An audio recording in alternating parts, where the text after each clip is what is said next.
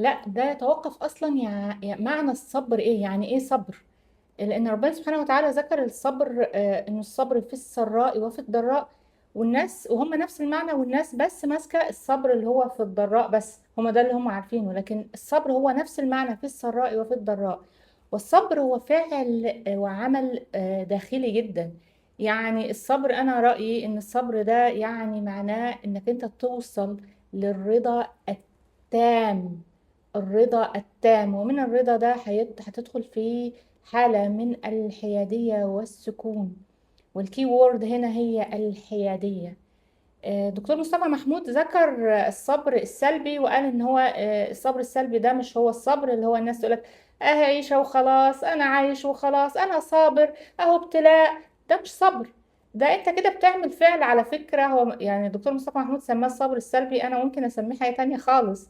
انت بتعمل فعل كده على فكرة، يعني خطير.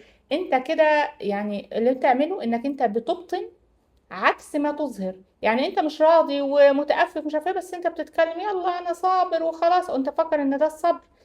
هو الحاسد ايه؟ ولا الحقود ايه؟ ولا المنافق ايه غير ان هو بيبطن عكس ما يظهر؟ يعني انت بتدخل كده في عمل، وفي درجة من درجات النفاق انت دون وعي منك ودون ان تدرك. الفكرة فين؟ الفكرة ان هو احنا كل شغلنا زي ما انا قلت قبل كده على الداخل. لان الداخل بتاعك وما بيداخلك هو اللي بينعكس على الخارج بتاعك، على الواقع بتاعك. فكل الشغل بتاعك على الداخل، ان انت تكون تشتغل على المشاعر السلبية، على الطاقات السلبية، على المعتقدات السلبية، على البرمجيات السلبية، على كل شيء سلبي جواك، وعلى المعيقات والمقيدات الداخلية، علشان بعد كده الواقع بتاعك يعكس هذا الداخل.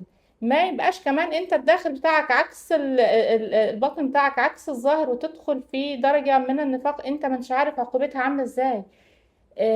انت لما بنفضل نشتغل على نفسنا، ونفضل نشتغل ونشتغل ونشتغل ونستقبل في الطاقات الإلهية والنور الإلهي والمحبة الإلهية، ونفضل نحرر في هذه المشاعر، انت بتوصل في حالة في وقت من الأوقات ان انت بيبقى عندك من البيوريتي والنقاء والبراءة والخير اللي جواك كتير جدا.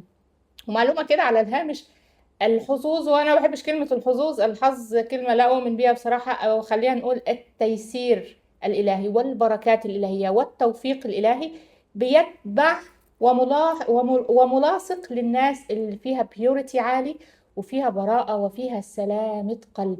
وافتكر دايما الجملة دي والآية دي، افتكر الآية دي دايما وحطها يعني قدامك دايما، انك انت هدف انك انت توصل له: إلا من أتى الله بقلب سليم.